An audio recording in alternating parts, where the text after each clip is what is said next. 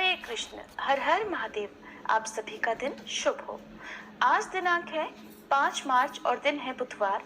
आज आप सुनेंगे फाल्गुन मास महात्म्य के 21वें दिन का अध्याय। उससे पहले आज आपको श्री हरिदास जी के वैकुंठ गमन की बहुत ही मार्मिक कथा सुनाते हैं। कथा को आप पूरा जरूर सुनिएगा। श्रीमन महाप्रभु का सेवक गोविंद नित्य की तरह महाप्रसाद लेकर हरिदास जी के पास पहुंचा। रोज वह हरिदास जी को आसन पर बैठे हुए नाम जपते पाता था। उस दिन उसने देखा हरिदास जी सामने के तख्त पर आंखें बंद किए हुए लेटे हैं और उनके श्रीमुख से अपने आप ही निकल रहा था, हरे कृष्ण कृष्ण कृष्ण हरे हरे, हरे राम राम राम हरे हरे। गोविंद ने धीरे से कहा, हरिदास जी उठो, आज कैसे सुस्ती में पड़े हो। तब कुछ हैरानी के साथ चौंक कर आंखें खोलते हुए भर्राई आवाज में हरिदास जी ने पूछा, कौन? गोविंद ने कहा, कोई नहीं, मैं हूँ गोविंद। क्यों, क्या हाल है? पड़े कैसे हो? प्रसाद लाया हूँ, लो पालो। तब कुछ क्षीण स्वर में हरिदास जी ने कहा, प्रसाद लाए हो? प्रसाद कैसे पाऊं? तब गोविंद ने कुछ ममता के स्वर में कहा, क्यों क्यों, बात क्या है, बताओ तो सही। तबीयत तो अच्छी है ना? हरिदास जी ने फिर से उसी प्रकार बड़ी कमजोर आवाज में कहा, हाँ तबीयत तो अच्छी है, किंतु आज नाम जप की संख्या पूरी नहीं हुई और बिना संख्या पूरी किए मैं प्रसाद कैसे पाऊं? अब तुम ले आए हो तो अब प्रसाद का अपमान करते हुए भी नहीं बनता। ऐसा कहकर उन्होंने प्रसाद को प्रणाम किया और उसमें से एक कण लेकर अपने मुख में डाल लिया। फिर गोविंद चला गया। उसने सब हाल महाप्रभु से जाकर कहा। दूसरे दिन सदा की तरह समुद्र स्नान करके प्रभु श्री हरिदास जी के आश्रम में गए। उस समय भी हरिदास जी जमीन पर पड़े झपकी ले रहे थे। पास में ही मिट्टी के करवे में जल भरकर रखा हुआ था और आज आश्रम में हमेशा की तरह झाड़ बुहार भी नहीं हुई थी। गौरीहारी ने हरिदास जी के आश्रम में जाकर पूछा, तबीयत कैसी है? शरीर तो स्वस्थ है ना? हरिदास जी ने चौंक कर प्रभु को प्रणाम किया और बड़ी कमजोर सी आवाज में कहा, शरीर तो स्वस्थ है, मन स्वस्थ नहीं। प्रभु ने पूछा, क्यों, मन को क्या क्लेश है, किस बात की चिंता है? उसी प्रकार दीनता के स्वर में हरिदास जी ने कहा, यही चिंता है प्रभु कि नाम की संख्या अब पूरी नहीं होती। प्रभु ने ममता के स्वर में कुछ बात पर जोर देते हुए कहा, देखो अब तुम इतने वृद्ध हो गए हो, बहुत हठ ठीक नहीं होती। नाम की संख्या कुछ तो कम कर दो। तुम्हारे लिए क्या संख्या और क्या जप, तुम तो नित्य सिद्ध पुरुष हो। तुम्हारे सभी कार्य तो केवल लोक शिक्षा के निमित्त होते हैं। प्रभु की बात सुनकर हरिदास जी ने कहा, प्रभु अब उतना जप होता ही नहीं, अपने आप ही कम हो गया है। हाँ, मुझे आपके श्री चरणों में एक निवेदन करना था। प्रभु पास में ही एक आसन खींच कर बैठ गए और बड़े प्यार से कहने लगे, कहो क्या कहना चाहते हो? अत्यंत ही दीनता के साथ हरिदास जी ने कहा, प्रभु आपके लक्षणों से मुझे प्रतीत हो गया है कि अब आप जल्दी ही लीला संवरण करना चाहते हैं। प्रभु मेरी श्री चरणों में यही अंतिम प्रार्थना है कि ये दुखप्रद दृश्य मुझे अपनी आंखों से न देखना पड़े। प्रभु मेरा हृदय फट जाएगा, मैं इस प्रकार हृदय फटकर मृत्यु नहीं चाहता। मेरी तो मनोकामना यही है कि नेत्रों के सामने आपकी मनमोहिनी सूरत हो, हृदय में आपके सुंदर स्वर्ण वर्ण की सलोनी सूरत हो, जिह्वा पर मधुराति मधुर श्री कृष्ण चैतन्य, ये त्रिलोक के पावन नाम हो और आपके चारों चरित्रों का चिंतन करते करते मैं इस नश्वर शरीर को त्यागूं। यही मेरे साथ है, ये मोर उत्कट अभिलाषा है। प्रभु आप तो ईश्वर हैं, सब कुछ करने में समर्थ हैं। इस भिक्षा को तो आप मुझे अवश्य ही दीजिए। तब प्रभु ने डबडबाई आंखों से कहा, हरिदास लगता है अब तुम लीला संवरण करना चाहते हो। देखो ये बात ठीक नहीं है। पुरी में मेरा और कौन है? तुम्हारी ही संगति से तो मैं यहाँ पड़ा हुआ हूँ। हम तुम साथ ही रहे, साथ ही संकीर्तन किया, अब तुम मुझे अकेला छोड़कर जाओगे, ये तो ठीक नहीं है। धीरे धीरे खिसक कर प्रभु के पैरों में मस्तक रगड़ते हुए हरिदास जी कहने लगे, प्रभु ऐसी बात फिर कभी अपने श्रीमुख से मत निकालिएगा। मेरा जन्म तो म्लेच्छ कुल में हुआ। जन्म का अनाथ, अनपढ़ और अनाश्रित, संसार से तिरस्कृत और श्रीहीन कर्मों के कारण अत्यंत ही अधम, उस पर भी आपने मुझे अपनाया, नरक से लेकर मुझे स्वर्ग में बिठाया, बड़े बड़े क्षत्रिय ब्राह्मणों से सम्मान करवाया, त्रिलोक पावन पुरुषोत्तम क्षेत्र का देव दुर्लभ वास प्रदान किया। प्रभु, दीनहीन कंगाल को रंक से चक्रवर्ती बना दिया। ये आप ही की तो सामर्थ्य है। आप करनी न करनी कुछ भी कर सकते हैं। आपकी महिमा का पार भला कौन पार कर सकता है? मेरी प्रार्थना को स्वीकार कीजिए और मुझे अपने मनोवांछित वरदान को दीजिए। प्रभु ने गदगद कंठ से कहा, हरिदास, तुम्हारी इच्छा के विरुद्ध करने की भला सामर्थ्य किसकी है? जिसमें तुम्हें सुख हो वही करो। प्रभु इतना कहकर अपने स्थान को चले गए। महाप्रभु ने गोविंद से कह दिया कि हरिदास की अब खूब देख रेख करो, अब वे इस पांच भौतिक शरीर को छोड़ना चाहते हैं। गोविंद प्रसाद लेकर रोज जाता था, किंतु हरिदास जी की भूख तो अब समाप्ति हो गई थी। फूटे हुए फोड़े में पुलटिस बांधने से भला लाभ ही क्या? छिद्र हुए घड़े में जल रखने से लाभ ही क्या? उसमें अब जल सुरक्षित नहीं रहेगा। महाप्रभु नित्य हरिदास जी को देखने आया करते थे। एक दिन उन्होंने देखा कि हरिदास जी के शरीर की दशा अत्यंत ही शोचनीय है। वे उसी समय अपने आश्रम पर गए और उसी समय गोविंद के द्वारा अपने सभी अंतरंग भक्तों को बुलवाया। सबके आ जाने पर प्रभु उन्हें साथ लेकर हरिदास जी के आश्रम में जा पहुंचे। हरिदास जी पृथ्वी पर पड़े हुए धीरे धीरे हरे कृष्ण कृष्ण कृष्ण हरे हरे, हरे राम राम राम हरे हरे, इस महामंत्र का जप कर रहे थे। प्रभु ने पूछा, क्यों हरिदास, कहो क्या हाल है? आपने जैसा रखा है वैसा ही हूँ प्रभु, सब आनंद है। ऐसा कहकर हरिदास ने बड़े कष्ट के साथ करवट बदली। महाप्रभु उनके मस्तक पर धीरे धीरे हाथ फिराने लगे। राय रामानंद, सार्वभौम भट्टाचार्य, स्वरूप दामोदर, वक्रेश्वर पंडित, गदाधर गोस्वामी, काशीश्वर, जगदानंद पंडित आदि सभी अंतरंग भक्त हरिदास जी को चारों ओर से घेर कर बैठ गए। धीरे धीरे भक्तों ने संकीर्तन आरंभ किया। भट्टाचार्य जोश में आकर उठ खड़े हुए और जोरों से नृत्य करने लगे। अब तो सभी भक्त उठकर और हरिदास जी को घेर कर जोरों के साथ गाने बजाने और नाचने लगे। संकीर्तन की कर्ण प्रिय ध्वनि सुनकर सैकड़ों आदमी वहां एकत्रित हो गए। कुछ क्षणों के बाद महाप्रभु ने संकीर्तन बंद करा दिया। भक्तों के सहित हरिदास जी को चारों ओर से घेर कर बैठ गए। प्रभु के दोनों कमल के समान नेत्रों में जल भरा हुआ था। कंठ शोक के कारण गदगद हो रहा था। उन्होंने कष्ट के साथ धीरे धीरे रामानंद और सार्वभौम आदि भक्तों से कहना आरंभ किया, हरिदास जी के भक्ति भाव का बखान सहस्त्र मुख वाले शेषनाग जी भी अनंत वर्षों में नहीं कर सकते। इनकी सहिष्णुता, जागरूकता, तितिक्षा और भगवान नाम में अनन्य भाव से निष्ठा आदि सभी बातें परम आदर्श और अनुकरणीय है। इनके जैसा वैराग्य था वैसा सभी मनुष्यों में नहीं हो सकता। कोटि कोटि पुरुषों में कहीं खोजने से भी किसी में मिल सके तो मिले, नहीं तो इन्होंने अपना आचरण असंभव सा ही बना लिया था। ऐसा कहकर प्रभु बेतों की घटना, नाग की घटना और इनके संबंध की और प्रलोभन संबंधी दैवी घटनाओं का वर्णन करने लगे। सभी भक्त इनके अनुपमेय गुणों को सुनकर इनके पैरों की धूलि को अपने मस्तक पर मलने लगे। उसी समय बड़े कष्ट से हरिदास जी ने प्रभु को सामने आने का संकेत किया। भक्त वत्सल चैतन्य उन महापुरुष के सामने बैठ गए। अब तक उनकी आंखें बंद थीं।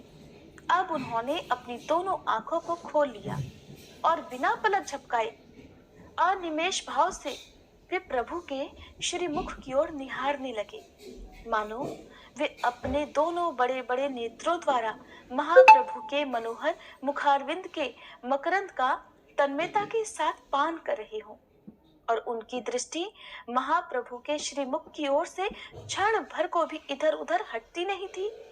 सभी मौन थे। चारों ओर केवल नीरवता और स्तब्धता छाई हुई थी। हरिदास जी अत्यंत ही पिपासु की तरह प्रभु की मकरंद माधुरी को पी रहे थे। अब उन्होंने पास में बैठे हुए भक्तों की धीरे धीरे पद धूलि उठाकर अपने कांपते हुए हाथों से शरीर पर मली। उनकी दोनों आंखों की कोरों में से आंसुओं की बूंदें निकल निकल कर पृथ्वी में विलीन होती जाती थी, मानो वे नीचे के लोक में हरिदास विजयोत्सव का संवाद देने जा रही हों। उनकी आंखों की पलक झपकती ही नहीं थी। जिह्वा से धीरे धीरे श्री कृष्ण चैतन्य इन नामों का ही उच्चारण कर रहे थे। देखते ही देखते उनके प्राण पखेरु इस जीर्ण शीर्ण कलेवर को परित्याग करके न जाने किस लोक की ओर चले गए। उनकी आंखें खुली की खुली रह गईं और उनकी पलक फिर गिरी ही नहीं। मीन की तरह मानो वे पलकहीन आंखें निरंतर रूप से त्रैलोक्य को शीतलता प्रदान करने वाले चैतन्य रूपी जल का आश्रय ग्रहण करके उसी की ओर टकटकी लगाए अविच्छिन्न भाव से देख रही हैं। सभी भक्तों ने एक साथ हरि ध्वनि की। महाप्रभु उनके प्राणहीन कलेवर को अपनी गोदी में उठाकर जोरों के साथ नृत्य करने लगे।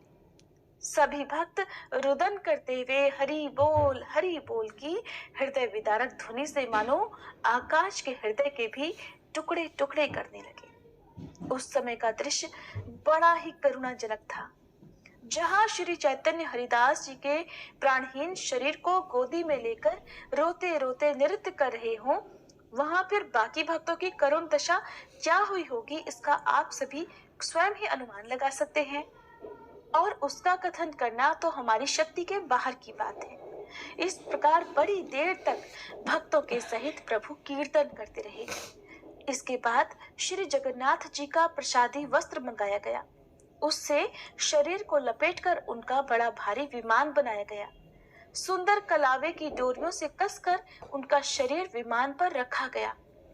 सैकड़ों भक्त डोल, करतार, झांझ, मृदंग और शंख घड़ियाल तथा घंटे बजाते हुए विमान के आगे आगे चलने लगे।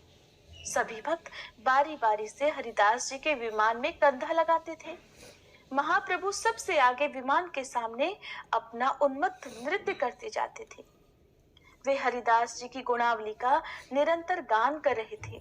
इस प्रकार खूब धूमधाम के साथ वे हरिदास जी के शव को लेकर समुद्र तट पर पहुंचे। समुद्र तट पर पहुंचकर भक्तों ने हरिदास जी के शरीर को समुद्र जल में स्नान कराया। महाप्रभु अश्रु विमोचन करते हुए गदगद कंठ से कहने लगे, ये समुद्र आज से पवित्र हो गया। अब यह हरिदास जी के अंग स्पर्श से महातीर्थ बन गया। ऐसा कहकर उन्होंने हरिदास जी का पादोदक पान किया। सभी भक्तों ने हरिदास जी के पादोदक से अपने आप को कृतकृत्य समझा। फिर बालू में एक गड्ढा खोदकर उसमें हरिदास जी के शरीर को समाधिस्थ किया गया। क्योंकि वे सन्यासी थे, सन्यासी के शरीर की शास्त्रों में ऐसी ही विधि बताई गई है। प्रभु ने अपने हाथों से गड्ढे में बालू दी और उनकी समाधि पर सुंदर सा एक चबूतरा बनवाया। सभी ने शोक युक्त प्रेम के आवेश में उन्मत्त होकर समाधि के चारों ओर संकीर्तन किया और फिर समुद्र स्नान करके तथा हरिदास जी की समाधि की परिक्रमा करके सभी ने पुरी की ओर प्रस्थान किया। मार्ग में प्रभु हरिदास जी की प्रशंसा करते करते प्रेम में पागलों की तरह प्रलाप करते जाते थे। सिंह द्वार पर पहुंचकर प्रभु रोते रोते अपना आंचल पसार पसार कर दुकानदारों से भिक्षा मांगने लगे। वे कहते थे, भैया मैं अपने हरिदास का विजयोत्सव मनाऊंगा, मुझे हरिदास के नाम पर भिक्षा दे दो। दुकानदार अपना अपना सभी प्रसाद प्रभु की झोली में डालने लगे। तब स्वरूप दामोदर जी ने प्रभु का हाथ पकड़कर कहा, प्रभु ये आप क्या कर रहे हैं? भिक्षा मांगने के लिए तो हम आपके सेवक ही बहुत हैं। आपको इस प्रकार मांगते देखकर हमें दुख हो रहा है। आप चलिए, जितना भी प्रसाद आप चाहेंगे उतना ही प्रसाद हम लोग मांग मांग कर एकत्रित कर लेंगे। इस प्रकार प्रभु को समझा बुझाकर स्वरूप गोस्वामी ने उन्हें स्थान पर भिजवा दिया और खुद 4-5 भक्तों को लेकर दुकानों पर महाप्रसाद मांगने चले। उस दिन दुकानदारों ने तो उदारता की हद ही पार कर डाली। उनके पास जितना भी प्रसाद था उन्होंने सब कुछ दे डाला। इतने में ही वाणीनाथ, काशी मिश्र आदि बहुत से भक्त मनोप्रसाद लेकर प्रभु के आश्रम पर आ उपस्थित हुए। चारों ओर महाप्रसाद का ढेर लग गया। जो भी सुनता वही हरिदास जी के विजयोत्सव में सम्मिलित होने के लिए दौड़ा आता। इस तरह हजारों आदमी वहां एकत्रित हो गए। महाप्रभु स्वयं अपने हाथों से सभी को परोसने लगे। महाप्रभु का परोसना विचित्र तो होता ही था। एक एक पत्तल पर 4-4, 5-5 आदमियों के योग्य भोजन, और उस पर तारीफ की बात ये कि लोग सभी को खा जाते थे। भक्तों ने आग्रह पूर्वक कहा, जब तक महाप्रभु प्रसाद नहीं पालेंगे तब तक हम में से कोई एक ग्रास भी मुंह में नहीं डालेगा। तब प्रभु ने परोसना बंद कर दिया और पुरा और काशी मिश्र के लाए हुए प्रसाद को पाने लगे, क्योंकि उस दिन प्रभु का उन्हीं के यहाँ निमंत्रण था। महाप्रभु ने सभी भक्तों को खूब आग्रह पूर्वक भोजन कराया। सभी ने प्रसाद पा लेने के बाद हरि ध्वनि की। तब प्रभु ऊपर को हाथ उठाकर कहने लगे, हरिदास जी का जिसने संग किया, जिसने उनके दर्शन किए, उनके गड्ढे में बालू दी, उनका पादोदक पान किया, उनके विजयोत्सव में प्रसाद पाया, वो कृतार्थ हो गया। उसे श्री कृष्ण प्रेम की प्राप्ति अवश्य हो सकेगी। वह अवश्य ही भगवत कृपा का भाजन बन सकेगा। ऐसा कहकर प्रभु ने जोरों से हरिदास जी की जय बोली। हरिदास जी की जय के विशाल घोष से आकाश मंडल गूंजने लगा। हरिध्वनि के साथ हरिदास जी का विजयोत्सव इस प्रकार समाप्त हुआ। श्री क्षेत्र जगन्नाथपुरी में टोटा गोपीनाथ जी के रास्ते में समुद्र तट पर अब सुनिए श्री हरिदास जी की समाधि बनी हुई है। वहां पर एक बहुत पुराना बकुल यानी मौलसिरी का वृक्ष है और उसे सिद्ध बकुल कहते हैं। अब भी वहां हर वर्ष अनंत चतुर्दशी के दिवस पर हरिदास जी का विजयोत्सव मनाया जाता है। उन महामना हरिदास जी के चरणों में हम सब कोटि कोटि प्रणाम करते हुए उनके इस विजयोत्सव प्रसंग को समाप्त करते हैं। आप सभी प्रेम पूर्वक बोलिए, श्री हरिदास जी की जय। अब सुनिए फाल्गुन मास महात्म्य का आज का अध्याय। मार्कंडेय जी कहते हैं, हे राजन, त्रिपुरी क्षेत्र में ही मरकट तीर्थ भी है। मरकटी तीर्थ के पूर्व भाग में परम उत्तम भृगु तीर्थ स्थित है। कार्तिकी पूर्णिमा को इस तीर्थ में स्नान करके मनुष्य सभी पापों से मुक्त हो जाता है। वहीं पर नरकेश्वर नाम से प्रसिद्ध भगवान शिव हैं, जो स्वर्ग और मोक्ष प्रदान करने वाले हैं। उनके आगे बांस का वृक्ष दिखाई देता है। उसके पूर्व भाग में त्रिलोचन नामक महादेव जी विराजमान हैं। उनके मस्तक पर स्थित तृतीय नेत्र का दर्शन करके मुनिश्रेष्ठ भृगु ने पृथ्वी पर दंडवत प्रणाम किया और इस प्रकार उनकी स्तुति की। भृगु महाराज बोले कि जो सब जीवों के भीतर उनके आत्मा रूप से विराजमान हैं, समस्त भूतों के ईश्वर हैं, कल्याण और ऐश्वर्य प्रदान करने वाले हैं, सबका पाप हर लेने के कारण जिन्हें हर कहते हैं, जो कल्याण स्वरूप, तेज स्वरूप, पशुपति और अखिल विश्व के स्वामी हैं, जिनमें दोष मात्र का सर्वथा अभाव है, और जो नित्य विज्ञान आनंद स्वरूप है, उन भगवान शिव को मैं प्रणाम करता हूँ। हे प्रभु, मैं दूसरों का तिरस्कार करने के पाप से पराजित हूँ, मेरी उस पाप से रक्षा कीजिए। हे परमेश्वर, इस क्षणभंगुर शरीर के प्रति मेरे मन में आत्माभिमान का उदय हो गया है। मैं तो देह को ही आत्मा मानने लगा हूँ, इसलिए कुमार्ग की ओर नजर रखने वाले मुझ दीन की आप रक्षा कीजिए। प्रभु, मुझ दीन ब्राह्मण को ज्ञान देने के लिए तत्पर हुई। आप तो सदा सबका कल्याण करने वाले हैं, फिर मुझे मूर्ख को देखकर भी आप इतनी देर क्यों कर रहे हैं? हे हर, आप मेरी बढ़ी हुई तृष्णा को हर लीजिए और मुझे स्थिर रहने वाली लक्ष्मी प्रदान करें। महेश्वर, आपके तीर्थों में जाने मात्र से जो पुण्य होता है, वह सदा ही मोह का उच्छेद, पापों का विनाश और संसार सागर से उद्धार करता है। परंतु मुझ भाग्यहीन ने उस पुण्य का संचय भी नहीं किया है। महर्षि भृगु के द्वारा कहे हुए इस करुणा हृदय नामक स्तोत्र का जो प्रतिदिन प्रातः काल उठकर पाठ करता है, वह परम गति को प्राप्त होता है। इस स्तोत्र से संतुष्ट होकर भगवान शिव ने भृगु से कहा, हे विप्रवर, तुम्हारे मन में जिस जिस वर की इच्छा है वो सब मैं तुम्हें दूंगा, साथ ही तुम्हें देव दुर्लभ उत्तम सिद्धि भी प्रदान करूंगा। तब भृगु जी ने कहा, हे देवेश्वर, अगर आप संतुष्ट हैं और मुझे वर देना चाहते हैं तो पृथ्वी पर मेरे ही नाम से इस तीर्थ की प्रसिद्धि हो जाए। हे महेश्वर, मेरी दूसरी प्रार्थना यह है कि आप अपने आप को उस भृगु क्षेत्र में अवतरित करें, यहाँ सदा ही आपकी स्थिति भी बनी रहे। सुनकर भगवान शंकर बोले, हे विप्रवर, ऐसा ही हो, तुम्हारे ही नाम से इस क्षेत्र की ख्याति होगी। हे युधिष्ठिर, इस भृगु क्षेत्र में 8 रुद्र बताए गए हैं। भृगु, शूली, वेद, चंद्र, मुख, अट्टाहस, काल तथा कराली। इन सब के कारण भृगु क्षेत्र बहुत ही मनोरम और धन्य धन्य हो गया है। अयन, विषुव, संक्रांति, ग्रहण, व्यतिपात, दिनक्षय और गजछाया आदि योगों में इस तीर्थ में जो स्नान, दान, होम, तर्पण और देव पूजन आदि सत्कर्म किए जाते हैं, वे सब अक्षय होते हैं। जो भृगु क्षेत्र में स्नान करके वहां एक रात निवास करता है, उसे जो पुण्य प्राप्त होता है वह सैकड़ों यज्ञों द्वारा भी उपलब्ध नहीं होने वाला। संयमी पुरुष भृगु तीर्थ की परिक्रमा करके तुरंत ही विशुद्ध होकर शिवलोक में स्थित हो जाता है। इस तीर्थ के महात्म्य से मनुष्य सभी पापों से मुक्त हो जाता है। प्राचीन काल में मोहन नाम से प्रसिद्ध एक गंधर्व राज था। वह ब्रह्मा जी की सभा में स्थित होकर सदा उनकी आराधना में लीन रहा करता था। एक दिन महर्षि दुर्वासा को वहां उपस्थित देखकर उसने उनकी हंसी उड़ाई। ये देखकर मुनि ने शाप दे दिया कि अरे, तुझे अपने सुंदर रूप का बड़ा अभिमान है, जा तू चित्रकुष्ठ अर्थात चितकबरी कोढ़ से पीड़ित हो जा।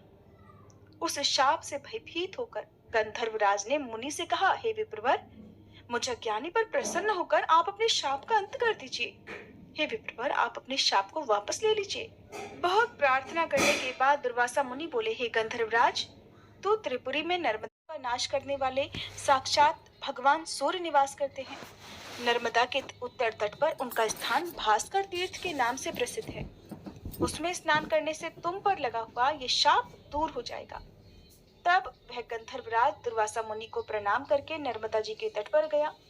वहां विधि पूर्वक स्नान करके उसने भगवान भास्कर की आराधना की। 3 रात तक आराधना करने पर चौथे दिन प्रातःकाल भगवान सूर्य ने कहा, महाभाग, मैं तुम पर अति प्रसन्न हूँ, तुम कोई मनोवांछित वर मांगो। गंधर्व ने कहा, हे देवेश्वर, आपकी कृपा से मेरा यह चित्रकुष्ठ रोग दूर हो जाए। भगवान सूर्य बोले, तथास्तु। इसके बाद वह गंधर्व शाप से मुक्त होकर अपने लोक को चला गया। हे युधिष्ठिर, भास्कर तीर्थ में पुत्र की इच्छा से सावित्री देवी की आराधना की जाती है। वहां स्नान करके सूर्य देव का पूजन करने से मनुष्य पुत्रवान और रोग मुक्त हो जाता है।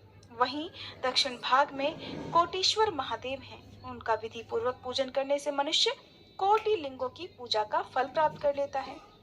जो स्वाधीन अथवा पराधीन होकर भी वहां प्राणों का त्याग करता है, वह सब पापों से मुक्त होकर शिवलोक में प्रतिष्ठित हो जाता है।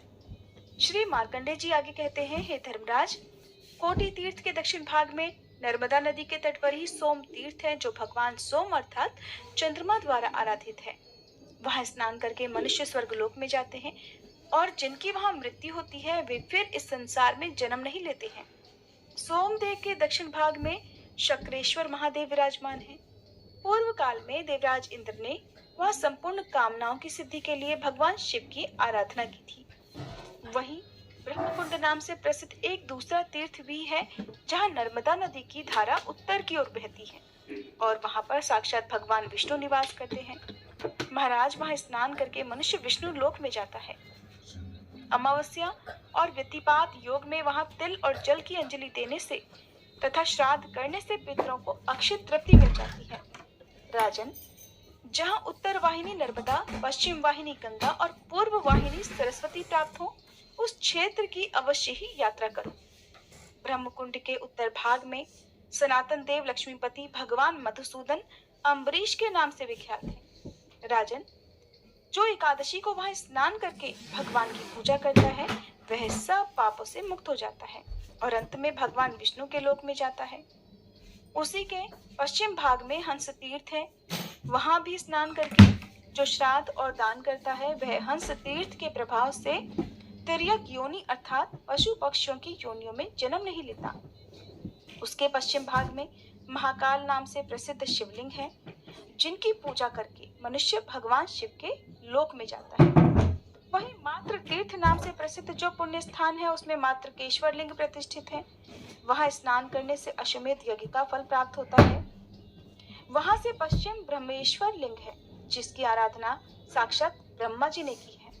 वह शीघ्र ही समस्त कामनाओं के अनुसार फल देने वाला है। उससे पश्चिम भाग में सिद्धेश्वर नामक प्रसिद्ध शिवलिंग है। उसी के पास सब पापों का नाश करने वाला सिद्धेश्वर तीर्थ है। वहां स्नान करने से स्वर्गलोक की प्राप्ति होती है और जो वहां मृत्यु को प्राप्त होते हैं उनका फिर इस संसार में दोबारा जन्म नहीं होता।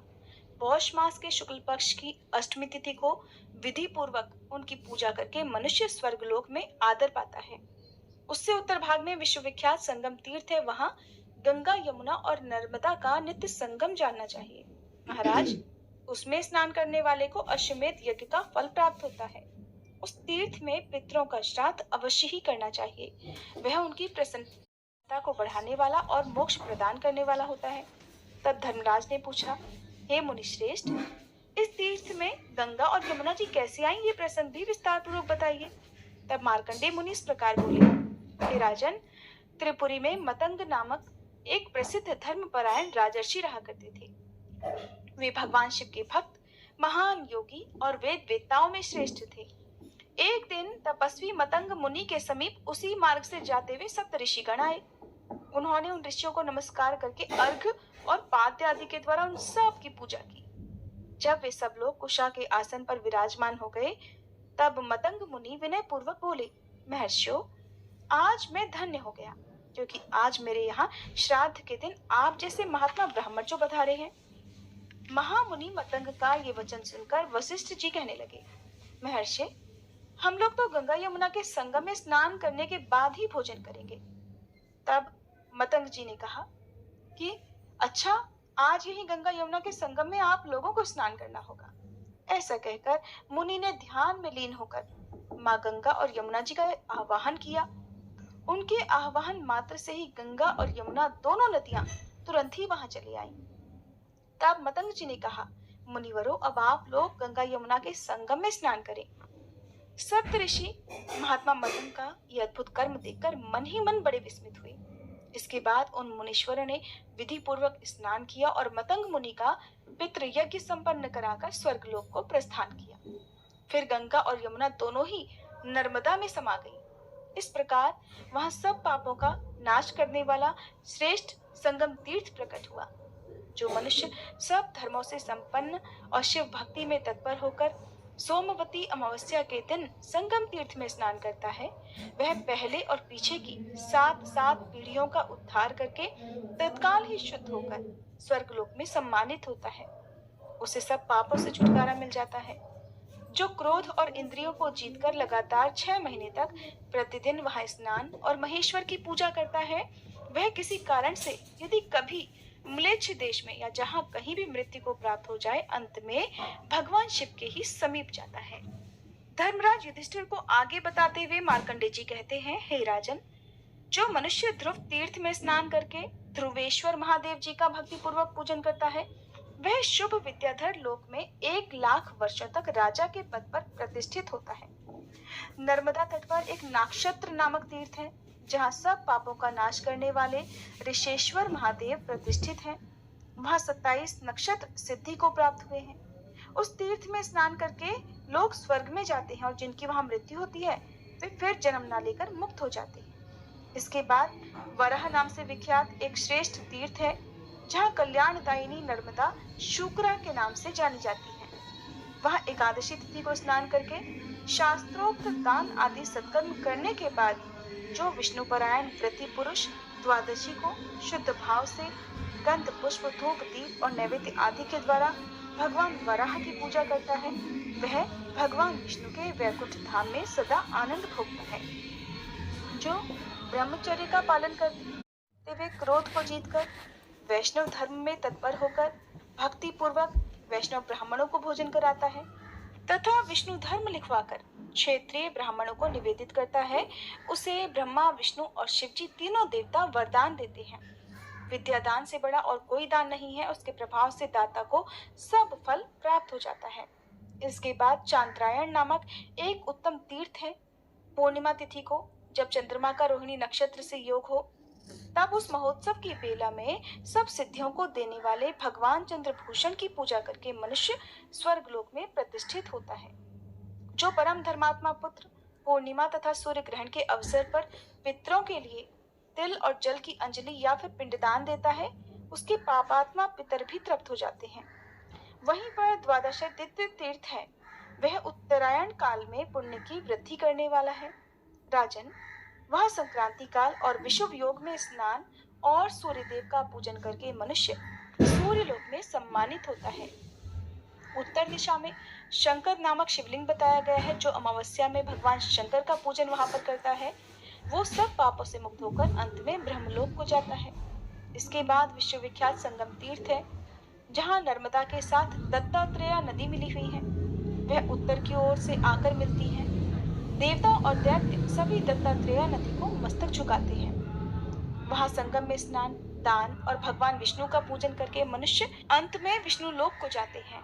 चंद्रवंश में सत्यधर्म परायण देवानीक नाम से प्रसिद्ध एक राजा हुए हैं। उनके एक पुत्र हुआ जिसका नाम हरिकेश रखा गया। वह समस्त शुभ लक्षणों से संपन्न महान बलवान चक्रवर्ती राजा हुआ। महात्मा हरिकेश ने अनेकों यज्ञ किए। उनकी राजधानी कन्यापुर में थी, जो कुबेर की अलका के समान ही शोभा पाती थी। कन्यापुर की समस्त प्रजा दीर्घायु और धन धान्य से संपन्न थी। श्री शैल नामक पर्वत पर त्रिपुरा के पास तुंगभद्र नाम वाली एक नदी है, जो मल्लिकार्जुन के दर्शन से पाताल गंगा कही गई है। उस पुण्य क्षेत्र में प्रतापी हरिकेश ने सूर्य ग्रहण के समय 1,00,000 गाय और 1 सहस्त्र स्वर्ण मुद्रा की व्यवस्था की। फिर सूर्य ग्रहण से 5 दिन पहले उन्होंने वेदों के विद्वान और बहुश्रुत ब्राह्मणों को बुलवाया। वे ग्रहण के समय इन सब गौओं का दान करना चाहते थे। ग्रहण से पहले उन्होंने आग्नेय इष्टि प्रारंभ कर दी। दैव योग से उनके आहवनी अग्नि में अत्यंत तेजस्वी रुद्र देवता संबंधी मंत्रों द्वारा आहुति डाली गई। उस समय पाताल से प्रलय काल के समान प्रज्वलित अग्नि प्रकट हुई, जिसने वहां के 10,000 ब्रह्मचारियों और 1,00,000 गौओं को जलाकर भस्म कर दिया। वहां का यज्ञ मंडप और नगर भी भस्म हो गया। ये सब देखकर हरिकेश के मन में बड़ा दुख हुआ। वे अग्नि में समा जाने के लिए अपनी रानियों और समस्त मंत्रियों के साथ अपने आसन से उठकर खड़े हो गए। उस समय सब और बड़ा हाहाकार मच गया। तभी एक ब्राह्मण ने कहा, महाभाग, तुम श्रेष्ठ नगर कल्पग्राम में चले जाओ। फिर राजा हरिकेश वहां जाकर मुनियों की आज्ञा प्राप्त कर उसके बाद सोमयज्ञ करने के लिए कुरुक्षेत्र को गए और वहां सरस्वती नदी की शरण ली। वहां पहुंचकर उन्होंने शिव जी, विष्णु जी और सरस्वती देवी का स्तोत्र और जप किया। फिर वे बोले, मैं अब कुरुक्षेत्र को जाऊंगा और कुरुक्षेत्र में ही रहूंगा। कुरुक्षेत्र का तो नाम लेने से भी मनुष्य पाप मुक्त हो जाता है। संपूर्ण शब्द रूपी महाऔषधों से जिन्होंने समस्त जीवों के कलंक को धो डाला है, जिनके तीर्थों का मुनिगण भी सेवन करते हैं, वे सरस्वती देवी मेरे सभी पापों का नाश करें। राजा का ये वचन सुनकर पापों का अपहरण करने वाली, पापों को भस्म करने वाली देवी सरस्वती ने कहा, राजन, दुख छोड़ो और मेरा श्रेष्ठ वचन सुनो। तुम्हारे यज्ञ में 10,000 ब्रह्महत्या और 1,00,000 गौ हत्या हुई है। इतने महान पाप से छुटकारा दिलाने में इस चराचर जगत के भीतर एकमात्र नर्मदा नदी ही समर्थ है। नर्मदा समस्त पापों का नाश करने वाली है। मैं सूर्य ग्रहण के अवसर पर 12वें या 24वें वर्ष सदैव नर्मदा के कोटि तीर्थ में स्नान करने के लिए जाया करती थी। इससे मैं भी परम शुद्ध हो गई। राजन, नर्मदा में स्नान और शिवजी का पूजन करके एक श्रेष्ठ यज्ञ करो और उसमें बहुत से स्वर्ण की दक्षिणा दो। इससे तुम्हारा उद्धार अवश्य ही हो जाएगा। जो ब्राह्मण और गौवें वहां मृत्यु को प्राप्त हुई हैं, उनकी अस्थियों को ले जाकर नर्मदा जी के जल में बहा दो। उस जल का स्पर्श होने से उन सब को देवलोक की प्राप्ति हो जाएगी और नर्मदा जी के जल और तिल की अंजलि देने से उन सब की उत्तम मुक्ति भी हो जाएगी। सरस्वती जी का ये वचन सुनकर राजा ने उन्हें प्रणाम किया और फिर रानियों और अपने परिवार के साथ प्रसन्नता पूर्वक कन्यापुर में लौट आए। वहां जाकर राजा ने अपने सेवकों को आज्ञा दी कि तुम सब लोग सभी आवश्यक सामान इकट्ठा करके यज्ञ की सामग्री भी साथ लेकर नर्मदा नदी के तट पर चलो। राजा का आदेश पाकर सेवकों ने अन्य सामानों के साथ उचित रीति से उन ब्राह्मणों और गवों का अस्थि भस्म भी वहां पहुंचा दिया। इसके बाद वह अस्थि भस्म आदि नर्मदा के जल में मंत्रोच्चारण पूर्वक बहा दिया गया और उत्तम विधि से पूजन करके हाथ जोड़े हुए राजा ने देवताओं और ब्राह्मणों को फिर तृप्त किया। उस स्थान पर एक स्तोत्र प्रकट होकर नर्मदा जी के जल में जा मिला। वह नर्मदा संगम गांजाल के नाम से प्रसिद्ध हुआ। जहाँ गांजाल है वहीं एक सिद्धलिंग भी है। जो ब्राह्मण और गौ उस प्रलयाग्नि द्वारा दग्ध हुए थे अर्थात भस्म हुए थे, वे दिव्य विमान पर आरूढ़ होकर और आशीर्वाद देते हुए हरिकेश की प्रशंसा करने लगे। कहने लगे, महाभाग, तुम्हारे प्रसाद से हम सब लोग दिव्यलोक में देव भाव को प्राप्त हो गए। ऐसा कहकर वे सभी विष्णु धाम में चले गए। राजाओं में श्रेष्ठ हरिकेश भी अत्यंत प्रसन्नता के साथ लोक पावनी नर्मदा देवी को नमस्कार करके एकाग्रचित्त होकर उनकी स्तुति करने लगे कि हे सरिताओं में श्रेष्ठ नर्मदे, आपको नमस्कार है। आपके जल में जहाँ कहीं भी स्नान करके मनुष्य सब पापों से मुक्त हो जाता है, इस घोर संसार सागर में फिर उसका जन्म नहीं होता। कोई भी बलवान सहस्रों जन्मों में भी आपके वेग को नहीं रोक सकता। आपने संपूर्ण चराचर विश्व को अपने जल से व्याप्त कर रखा है। हे महादेवी, आपकी ही कृपा से मनुष्य की इस भवसागर से मुक्ति होती है। राजा हरिकेश का यह स्तोत्र सुनकर नर्मदा देवी ने उन्हें प्रत्यक्ष दर्शन दिया और फिर कहा कि महाभाग, मैं तुम पर प्रसन्न हूँ, तुम अपनी इच्छा के अनुसार कोई वर मांगो। हरिकेश ने कहा, देवी, आप मुझे पवित्र कर दीजिए। आपके जल में स्नान, अवगाहन, पान तथा आपके नाम का स्मरण और कीर्तन करने से तत्काल ही 7 जन्मों के किए हुए पाप नष्ट हो जाएं। तब सुनकर नर्मदा जी बोली, राजन, तथास्तु। ऐसा कहकर नर्मदा देवी वहीं अंतर्ध्यान हो गई। इसके बाद राजा हरिकेश ने साष्टांग प्रणाम करके इच्छा अनुसार चलने वाले रथ पर आरूढ़ होकर अपने नगर में प्रवेश किया। वहां अंतःपुर और परिवार के साथ उन्होंने प्रचुर भोगों का उपभोग किया और अंत समय में वे देवलोक को प्राप्त हुए। जय भोलेनाथ। आज की कथा में बस इतना ही। इसके आगे का वृतांत आप सब आने वाले अध्याय में जरूर सुनिएगा।